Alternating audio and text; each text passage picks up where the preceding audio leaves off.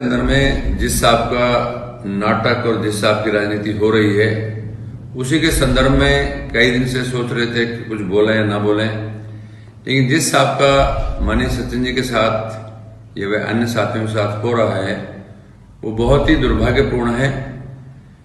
और मैं आज इस बात को भी माननीय सचिन जी से आपके माध्यम से कहना चाहता हूं कि सचिन जी, अगर आपको ये कदम उठाना था जो जिस दिन समाज ने और इस जनता ने आपको सरपलकों पर बैठाया था और चुनाव जीत कर आए थे, अगर उस दिन इस कदम को आप उठा लेते तो आज राजस्थान प्रदेश के मुख्यमंत्री आप होते। क्योंकि उस टाइम ना कांग्रेस के पास सदस्य पूरे थे, इंडिपेंडेंट अपने फ्री थे, बीएसपी के बीएसपी में थे, वो कहीं जा नहीं पा रहे थे, और भारतीय जनता पार्टी भी अपने लक्ष्य को प्राप्त करने में जुटी हुई थी। मैं समझता हूं उस टाइम ये प्रेशर होता और सेंटर से जो नेता आज गए हैं, जो आज आपके ऊपर टिप्पणी कर रहे हैं, यही नेता जाकर और उस टाइम फैसला लेते कि भारतीय जनता पार्टी गवर्नमेंट बन जाएगी, नहीं तो जल्दी से जल्दी आप गवर्नमेंट बननी चाहिए कांग्रेस की और सचिन पायलट को मुख्यमंत्री बना दो। और मैं आज इस बात को मानता हूं कि इसमें कहीं कोई दोहराई की बात नहीं, आज इस राजस्थान प्रदेश के मुख्यमंत्री होते। माननीय सचिन जी, आप टोंक से विधायक हो, मेरे क्षेत्र से आपने चुनाव लड़ा। मैं आज भी आपसे निवेदन करना चाहता हूं कि पहली बार इस राजस्थान प्रदेश के अंदर में शायद माननीय स्वर्गीय राजेश पायलट को भी उस टाइम शायद ऐसा समर्थन नहीं मिला होगा जिस हिसाब से आपके साथ गुर्जर समाज ने पहली बार भारतीय जनता पार्टी का एक भी विधायक नहीं जीता। और आपके संपूर्ण समर्थन में लोगों ने सिर्फ एक बात की इच्छा जाहिर की कि कैसे करके गुर्जर समाज का अगर कोई मुख्यमंत्री बन जाता है तो हम बाद में और कोई चीज देख लेंगे।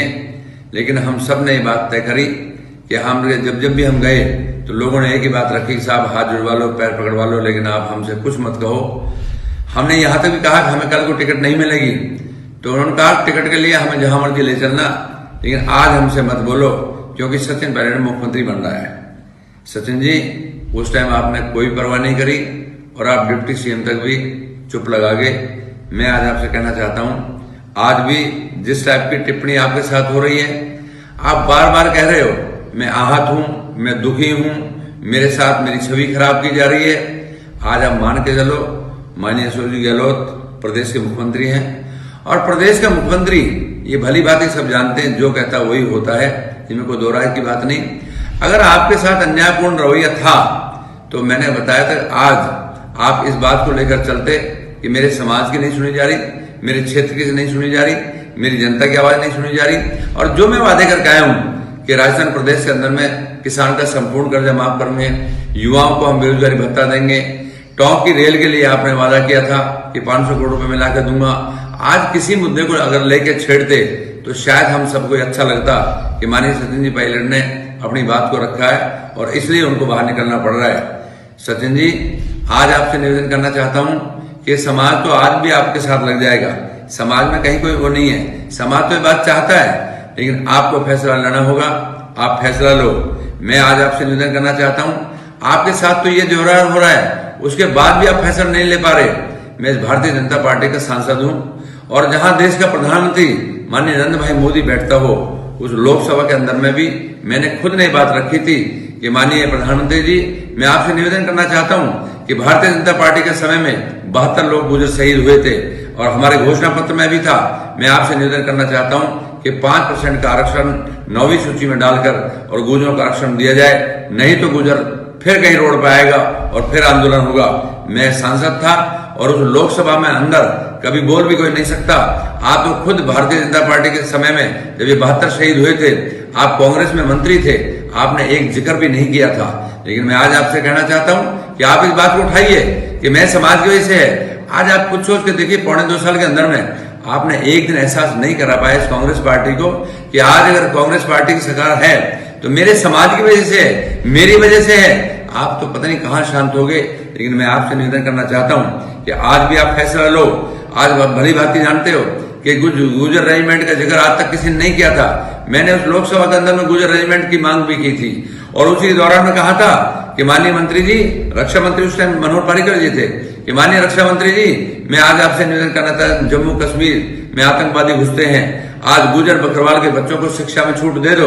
मैं आपसे वादा करता हूं, अगर गुजर बकरवाल के बच्चों को शिक्षा में छूट दो और गुजर का बच्चा भर्ती हो जाएगा तो हाथ में बंदूक भी मत देना, डंडा भी दे देना। अगर आतंकवादी फटक जाए तो मेरा गुजर नाम मत रहना, सुखबीर नाम मत रहना, मैं आपको वादा करता हूं।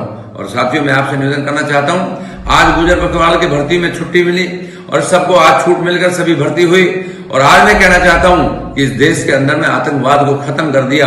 और तो और मैं भारतीय जनता पार्टी के लिए इस बात का धन्यवादी और आभारी हूं कि भारतीय जनता पार्टी के उस केंद्र के नेताओं ने सबसे बड़ी छूट ये दी कि 8 से 10 सीट गुजर बकरवाल की सीट आरक्षित कर दी और 2 से 3 सीट लोकसभा की आरक्षित कर दी। ये बहुत बड़ा योगदान मेरी मांग के पीछे हुआ।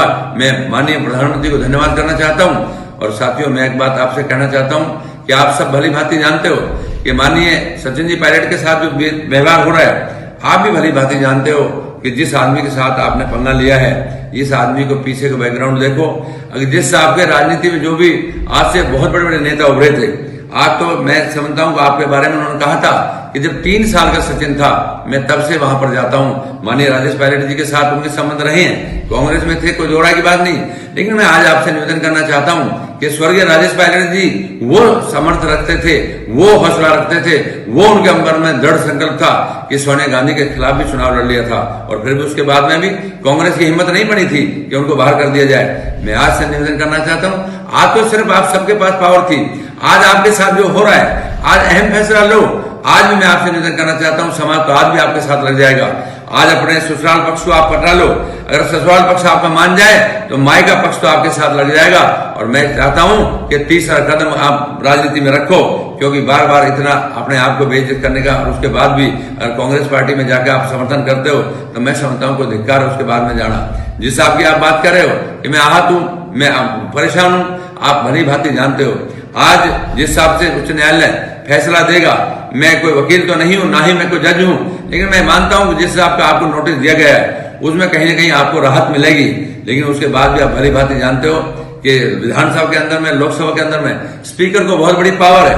आज फैसला हो जाए, अगर लोकसभा का सत्र, विधानसभा का सत्र अगर अगले 3 दिन के अंदर में बुला लिया गया कि मानसून सत्र का समय भी है और सत्र अगर बुला लिया गया, स्पीकर ने आपको नोटिस दिया, या तो आप आकर कांग्रेस पार्टी के हाँ में हाँ मिलाओगे, अगर कांग्रेस पार्टी के हाँ में हाँ नहीं मिलाओगे, नहीं आओगे तो आप भी भली भांति जानते हो कि स्पीकर की पावर क्या है। स्पीकर आपको नोटिस देगा और नोटिस देने के बाद में आपको जवाब का समय देगा और उसके बाद स्पीकर जो भी कुछ करेगा वो भली भांति जानते हो। मैं नहीं कहना चाहता, लेकिन मैं आपसे निवेदन करना चाहता हूं कि आप इस बात के लिए सामर्थ हो कि आज किस बात के आप इंतजार कर रहे हो।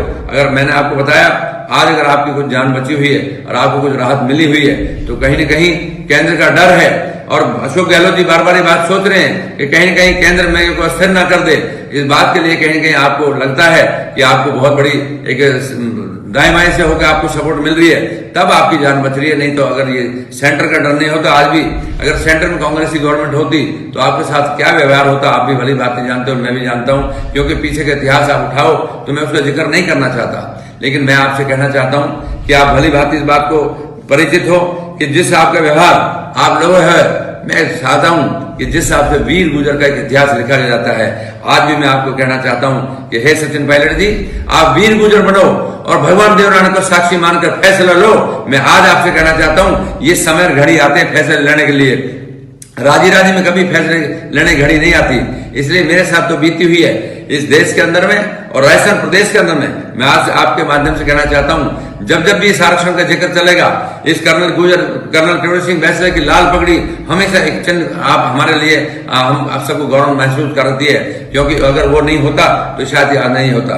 लेकिन आपको मैं कहना चाहता हूं इस राजस्थान प्रदेश के अंदर में अनेकों रैलियां मैंने अपने हिसाब से की। आज गुजर राजनीति में जिस हिसाब से लोगों को समर्थन मिल रहा था, आज भली भांति बहुत लोग आपके लिए लिख रहे हैं, बहुत लोग अशोक चांदना सिंह से भी जो है कर रहे हैं, बहुत लोग अपनी बात रखते हैं, क्योंकि युवा भावना में बह जाता है, युवा अपनी भावना रखना चाहता है। लेकिन आप खुद सोचता है सचिन जी, अगर आपने कभी विधायकों को बुलाया होता, कभी बैठाया होता तो आज हो सकता है वो भी आपके साथ खड़े होते। लेकिन आप सब आदमी चाहता है कि भारतीय जनता पार्टी में, जैसे मैं सांसद हूं, मैं पार्टी के साथ रहना चाहता हूं, ऐसे ही वो लोग भी चाहते हैं कि हम मुख्यमंत्री के साथ रहें और पार्टी के साथ रहें। आज वो अगर आते तो मैं समझता हूं आज उन्हें प्यार से, दुलार से अगर आप 1.25 साल समय देते और उनको पुकारते तो अभी आप जाते। मैं आपसे निवेदन करना चाहता हूं कि जिस हिसाब से आपको लोकसभा में 2 बार भेजा, वहां पर मंत्री बनाया, उसके बाद में आज विधायक बनाया, आपको वहां बनाया। विधायक बनने के बाद में भी जिस हिसाब से आपने टोंक की जनता ने आपको मान सम्मान दिया था, उसके बावजूद भी आप कुछ सोच के देखो कि जब तक आप दूसरे आदमी को पसंद नहीं करोगे, जब तक दूसरे आदमी को साथ बैठाना पसंद नहीं करोगे, तब तक समाज आदमी के साथ नहीं देगा। आप लोकसभा के अंदर में 2 बार तो मेरे सामने बीत गया, आप उसके बाद में भी हर पंचायत तक आपने हेलीकॉप्टर उतारा। आप खुद सोच के देखो, मैं कहीं एक बार भी आपके खिलाफ नहीं गया। जहां जहां मैं गया, मेरे समाज के लोगों ने कहा कि आप मत आओ, हमें मौका दो। आज जिस दिन आपका मौका आएगा, हम आपके साथ खड़े रहेंगे। जिन विधानसभाओं में 42,000 से आज प्रशांत बैरवा आपने जिताया था, आज प्रशांत बैरवा आपको ढूंढा भी नहीं मिल रहा। जो उसके बाद में मैं 44,000 वहां से निवाई से जीत के आया। जिस सवाई माधोपुर में दानिश अबरार को आपने गुर्जर समाज की वोट दिलवाई थी, पहले दिन वो आपके साथ आ गया, उसके बाद में आज तक भी आपको नहीं दिखाई दे रहा। मैं अनेकों नाम आपके साथ ले सकता हूँ।